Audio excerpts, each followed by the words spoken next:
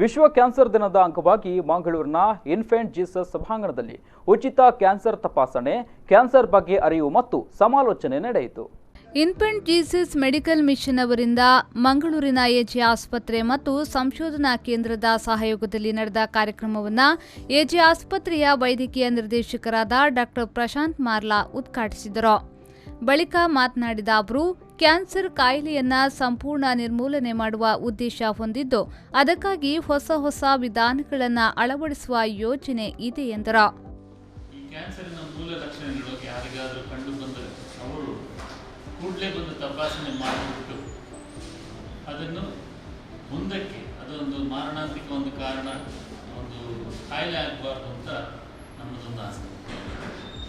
ಮೊನ್ನೆ world cancer day ದಿವಸ ಒಂದು ಅಡ್ವರ್ಟೈಸ್ಮೆಂಟ್ ರಿಲೀಸ್ ಮಾಡಿದ್ವಿ. We wish some day cancer is going to be only a star sign, not a disease ಅಂತ. So ಅದು ಒಂದು ತುಂಬ ಒಳ್ಳೆಯ ವಿಚಾರ.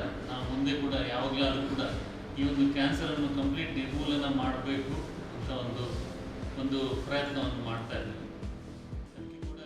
ಆನಂತರ ಫಾದರ್ ವಿಲ್ಫ್ರೆಡ್ ಮಾತನಾಡಿ, ಇವತ್ತಿನ ದಿನಗಳಲ್ಲಿ ಮಾರಕ ಕ್ಯಾನ್ಸರ್ ಕಾಯಿಲೆಗಳು ಮನುಷ್ಯರನ್ನ ಆವರಿಸುತ್ತಿದ್ದು, ಅಂತಹ ಕಾಯಿಲೆಯ ಬಗೆಗೆ ಜಾಗೃತಿ ಮೂಡಿಸುವ ಅಗತ್ಯ ಇದೆ ಎಂದು ಹೇಳಿದರು.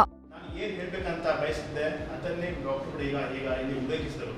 ಈಗ ಕೇವಲ ಕ್ಯಾನ್ಸರ್ ತಪಾಸಣಾ ಶಿಬಿರವನ್ನು ಮಾಡೋದಕ್ಕಿಂತ ಕ್ಯಾನ್ಸರ್ ನಿವಾರಣಾ ಶಿಬಿರ ಮಾಡಬೇಕು.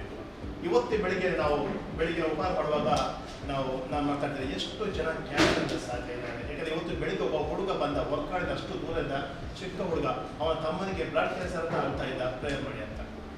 ಎಷ್ಟು ಜನರು ಕ್ಯಾನ್ಸರ್ ಸಾಯಿದ್ದಾರೆ. ಅದರಿಂದ ಆದಷ್ಟು ಮಟ್ಟಿಗೆ ನೀವು ಕೂಡ ಜನರಲ್ಲಿ ಜಾಗೃತಿಯನ್ನು ಮೂಡಿಸಿ ಕ್ಯಾನ್ಸರ್ ಹೇಗೆ ತಡೆ ಹಿಡಿಯುವುದು, ಭಾರತ ಹೇಗೆ ನಿರ್ಮೂಲನೆ ಹೇಗೆ ಮಾಡುವುದು. ಇದೇ ವೇಳೆ ರೋಗಿಗಳ ತಪಾಸಣಾ ಶಿಬಿರ ನಡೆಯಿತು.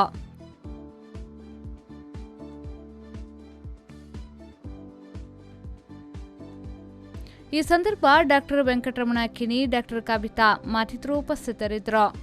ಶರಸಾಲಿಯನ್, ವಿ4 ನ್ಯೂಸ್ 24/7 ಮಂಗಳೂರು.